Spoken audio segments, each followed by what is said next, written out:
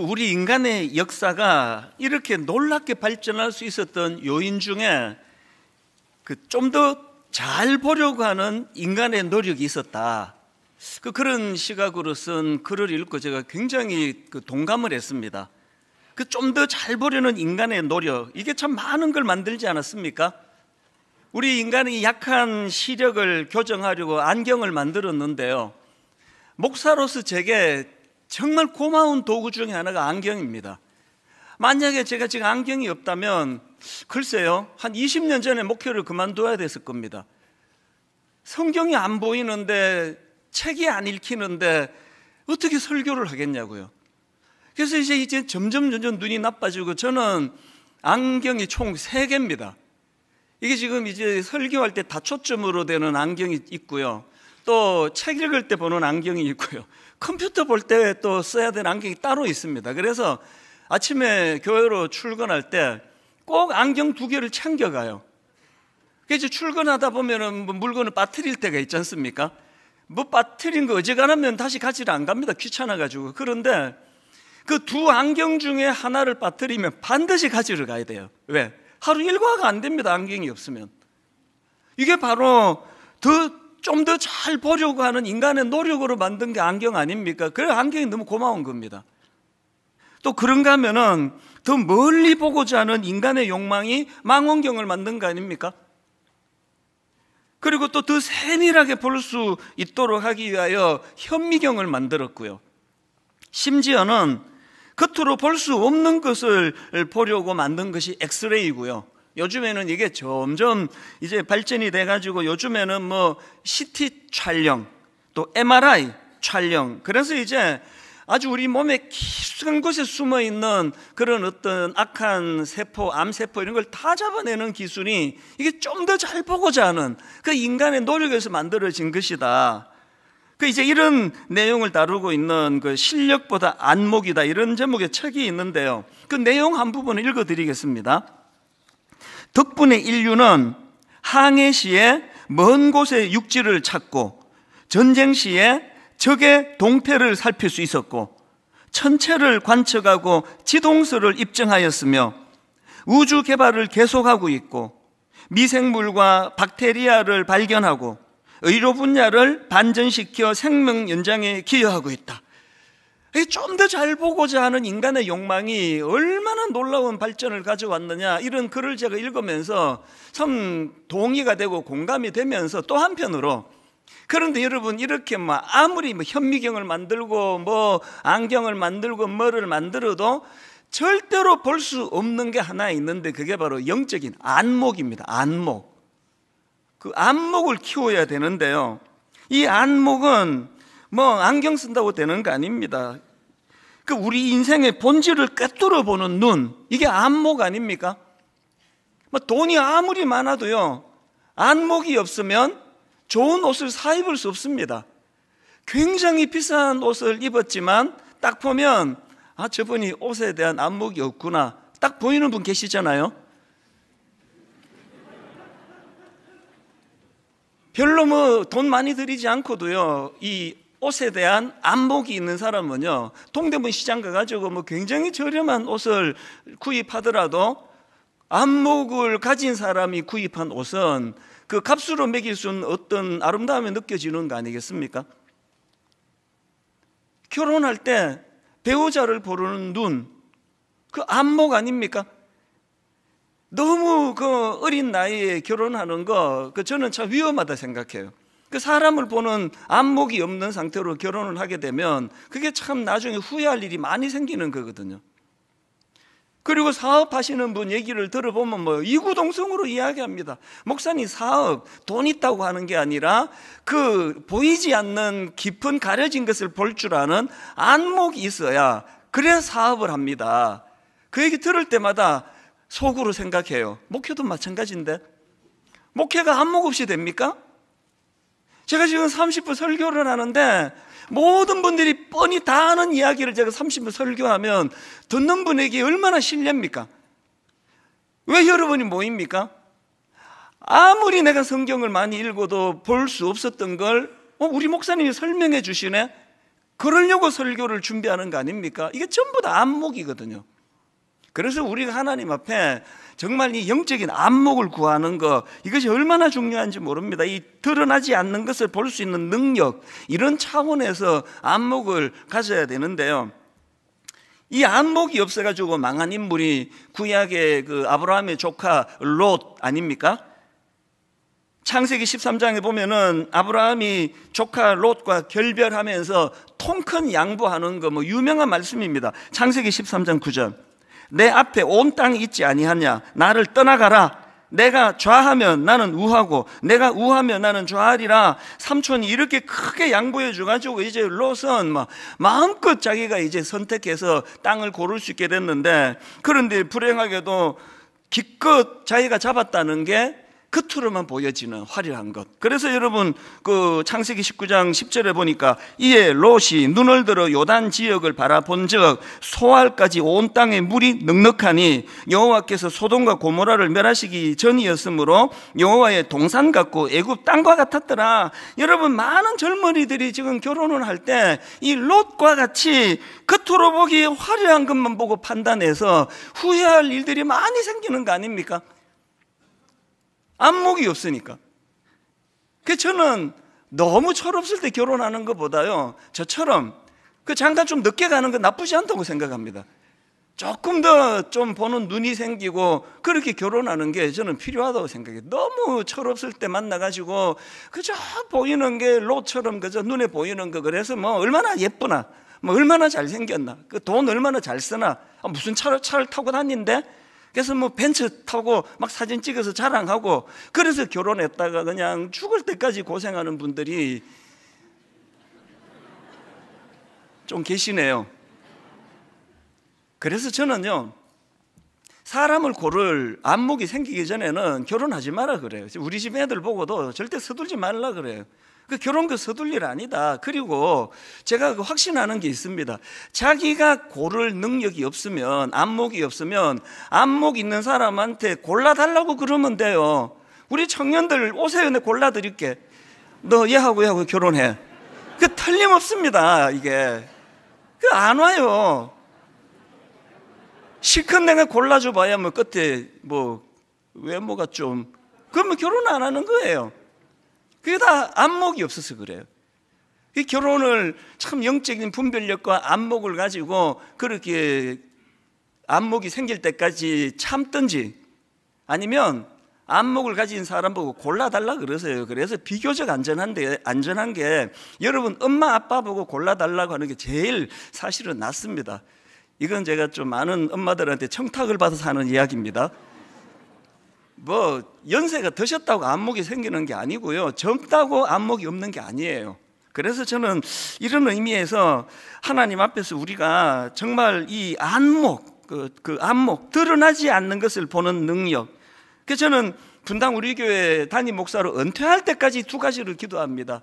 목회하는 동안 하나님 지혜를 주시기 원합니다. 어떻게 이렇게 지혜가 없는지. 그래서 하나님 너희 속에 후회 주시고 꾸짖지 아니하시는 하나님께 구해라. 그러면 주시리라. 이 지혜의 문제, 지혜. 그런가 하면 저는 하나님께 새벽마다 구합니다. 안목을 가진 지도자 되게 해주시기 원합니다. 그래서 제가 이렇게 안목을 구하다 보니까 그 미국의 윌리엄 시어드라는 인물, 이분을 제가 참 굉장히 주목을 하는데요. 예전에 한번 제가 말씀을 드린 것 같은데, 윌리엄 시어드가 누군가 하니까 이분은 1867년도에 러시아가 그 미국 정부에게 그 알래스카를 팔고 싶다, 이거 사지 않겠느냐, 매가 의사를 밝힐 때 이 윌리엄 시어드가 국무장관으로 재직 중이었습니다. 그래서 이제 이 윌리엄 시어드 장관의 주도로 이제 알래스카를 매입하게 됐는데요. 그 당시 총 720만 달러를 주고 매입했는데요. 알래스카가 뭐 얼마나 엄청나게 넓은 땅입니까? 그래서 제가 이거를 환산한 글을 봤는데요. 알래스카 땅 1헥타르당 5센트였대요. 뭐 물론 물가가 뭐 그때와 지금 많이 다르지만 그래 보니까 그때도 그냥 뭐 헐값으로 매입했대. 뭐 그저 주었다 이런 표현도 쓰더라고요. 그랬는데 그 당시로 그 알래스카를 매입하는 거에 대해서 막 벌떼같이 반대를 했다는 거예요. 왜냐하니까 이게 1867년도 이야기니까 알래스카 그 동토의 땅, 그거 쓸데없는 땅 사갖고 뭐 하느냐는 거죠. 그래서 뭐 언론들이요 막 비아냥거리면서 글을 쓰는데 막 이런 머리 기사가 있었답니다. 우리한테 왜 이토록 거대한 얼음 박스가 필요한가? 하여튼 머리 기사도 잘 잡아요. 이게 쓰잘데없는 거 왜 사느냐? 또 이런 글도 있었답니다. 우리는 시워드, 아까 이거 매입하는 데 주도했던 장관이죠. 우리는 시워드에 냉장고를 매입했다. 또 이런 비아냥도 있었대요. 다 빨아먹은 오렌지를 매입했다.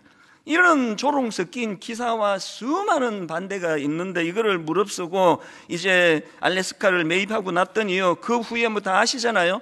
놀랍게도 그 땅 밑에 금광이 발견이 되고 석유, 석탄, 천연자원 막 엄청난 지하자원이 만들어져 가지고 이게 뭐 미국의 효자 땅이 됐습니다.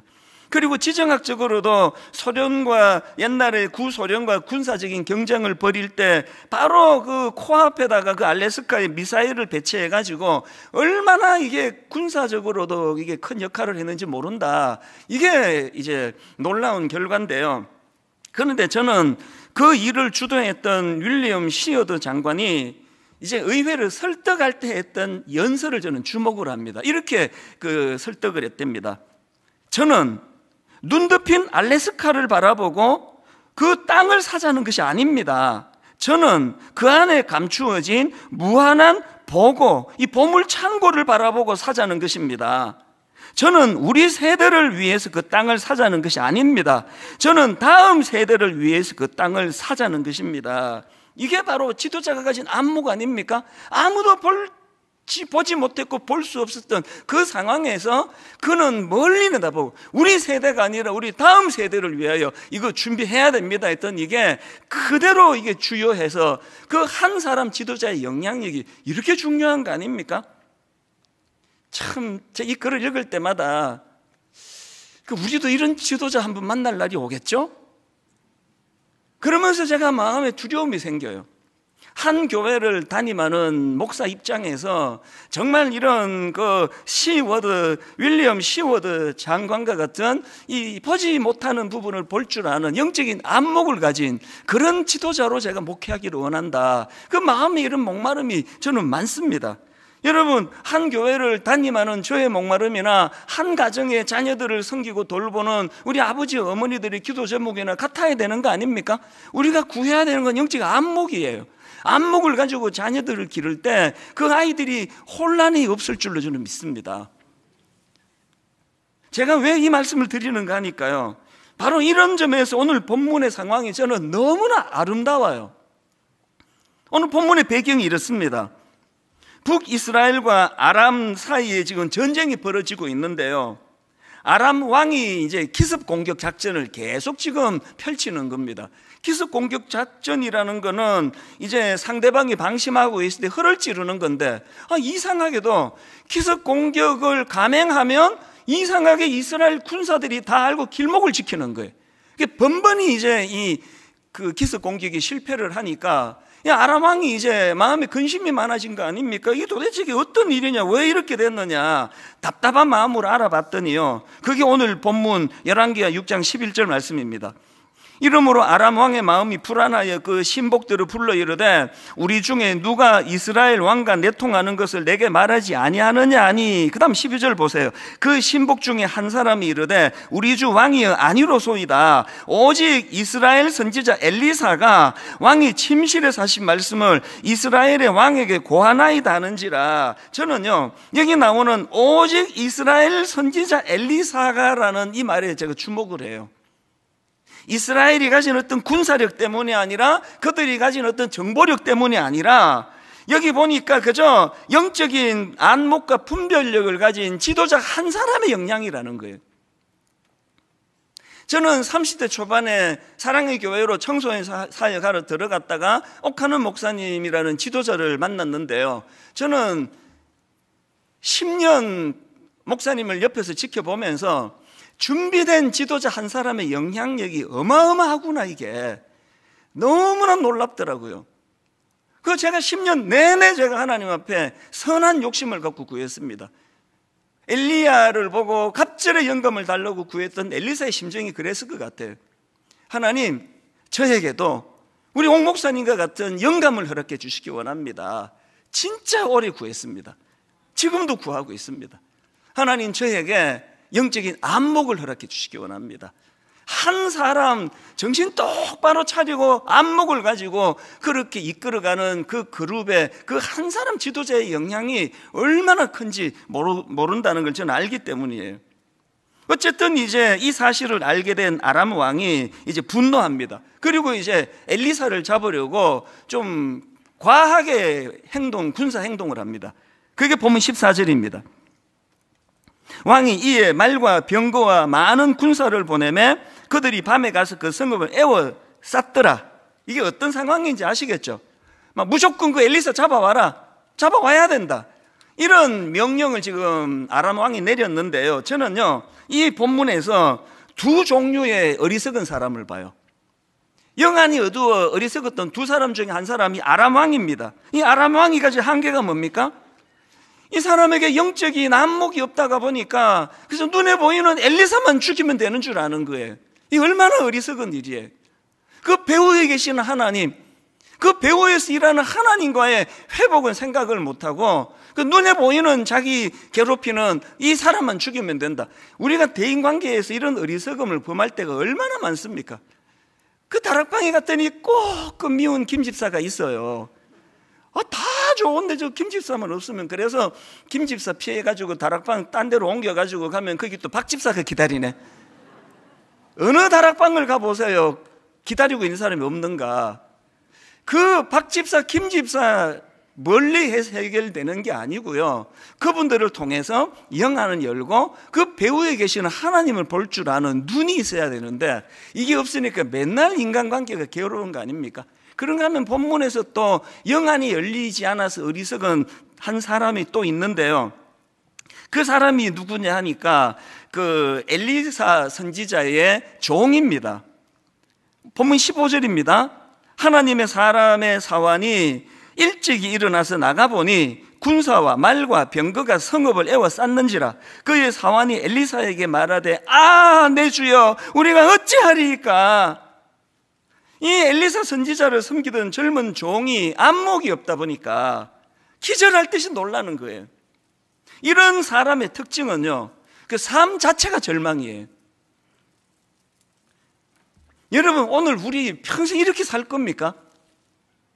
눈 뜨면 불안으로 하루를 시작하고 하루를 마감하는 건 가슴 두근거림으로 잠을 이루지 못하는 이런 생활을 계속 하실 거냐고요.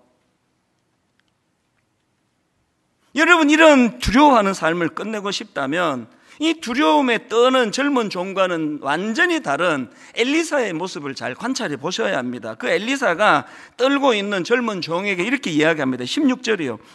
대답하되 두려워하지 말라. 우리와 함께 한 자가 그들과 함께 한 자보다 많으니라. 아니, 똑같은 상황을 지금 보고 있는데 이 두 사람의 반응이 너무 다른 거 아닙니까? 어떻게 이렇게 다를 수 있습니까? 왜 한 사람은 지금 절망해서 탄식하고 우리 죽었다 그러는데 왜 한 사람은 이렇게 여유로웠냐고요? 왜 그렇냐고요? 지금 엘리사 선지자는 안목이 있거든, 영적인 안목. 눈에 보이는 이게 다가 아니다. 배후에 하나님 계신다. 이걸 못 보니까 맨날 두려운 게 우리 인생 자체일 수밖에 없는 거예요. 여러분, 인간은요, 뭘 보느냐, 어디까지 보느냐가 그게 그 사람을 결정합니다. 저는 청년들 집회를 할 때마다 종종 반복해서 하는 이야기가 있습니다. 여러분 생각해 보세요. 그 양치기 소년 다윗, 아니 그는 도대체 뭘 했길래 양치던 초라한 목동에서 한 나라의 위대한 왕으로 비상할 수 있었나? 물론 거기에 뭐 하나님 개입하셨다 이러면 다 끝나는 얘기지만 더 깊이 분석을 해보면은요, 다윗에게는 시편 23편이 있습니다. 이게 무슨 말씀입니까? 시편 23편 1절에 보니까 여호와는 나의 목자시니 내게 부족함이 없으리로다. 이게 다윗을 왕으로 만든 결정적인 비결이에요. 무슨 말씀입니까? 다른 목동들은 눈에 보이는 것밖에 못 보는 거예요. 풀, 나무, 양들, 산. 그러니까 이 목동 입장에서 그게 자기 직장 아닙니까? 이 나머지 목동들은 눈에 보이는 것밖에 못 보니까 삶이 권태예요. 하루 종일 그 양 몰고 양이나 먹이고 이 내 꼴이 이게 뭐냐고 그러고 있을 때 다윗 때문요, 그 다른 목동들이 보지 못했던 푸른 초장 너머의 세계를 보는 눈이 있었다는 거 아닙니까? 푸른 초장 너머의 세계를 보는 눈이 있다가 보니까 그 직장 생활하면서 2절과 3절에서 고백을 보십시오. 그가 나를 푸른 풀밭에 누이시며 쉴만한 물가로 인도하시는도다. 내 영혼을 소생시키시고 자기 이름을 위하여 의의 길로 인도하시는도다. 사실 여러분, 이게 너무나 주옥 같은 얘기인데요, 이게 저는 이런 생각을 해요. 이게 그날 다윗의 일기예요. 일기. 이 자기가 한 일이에요. 자기가 양들 몰고 다니면서 풀밭에 누이기도 하고 물도 먹이고 자기가 한 일이에요. 그런데 다윗에게 왜 권태가 없느냐? 다윗은 그 일상적인 자기 직장 생활 속에서 푸른 초장 너머의 세계를 보는 눈이 있었기 때문에 거기에서 영적인 상상력이 나와요. 내가 양들을 이렇게 먹이는 동안에 여호와 하나님 나의 목자가 되셔서 나를 이렇게 먹이시고 입히시고 나를 인도하시는구나. 이런 사람에게 권태가 있겠습니까? 여러분, 인생이 자꾸 권태로우세요? 안목을 키우시기를 바라요. 그 안목이 주는 영적인 상상력을 점점 회복시켜야 됩니다. 몸은 여기 있지만 하나님 나라를 상상하세요. 이 땅이 끝이 아닙니다. 우리 하나님 앞에서 이 안목을 키우는 것. 오늘 본문의 주인공 엘리사도 마찬가지 아닙니까? 그 악한 적들이 자기를 잡으려고 애워싸고 있는 그 상황에서 그 육안으로만 보면은 절망이죠. 이제 죽은 거예요. 도망 못 갑니다. 그럴 때 필요한 게 영적인 상상력이에요. 영적인 안목입니다. 여호와가 내 목자다. 내가 양들을 푸른 풀밭으로 인도하여 내가 이들을 위해서 이렇게 성실하게 일하는데 하물며 여호와 하나님께서 나를 부실하게 기르시겠느냐? 이게 영적인 상상력이에요. 그래서 저는 분당 우리 교회 모든 성도님들이 엘리사와 같은 영적인 안목을 갖추게 되시기를 바랍니다. 이런 자만이 가질 수 있는 영적인 상상력을 회복할 때 권태스러운 직장 생활에서 새로운 활력이 일어나게 될 줄로 믿습니다.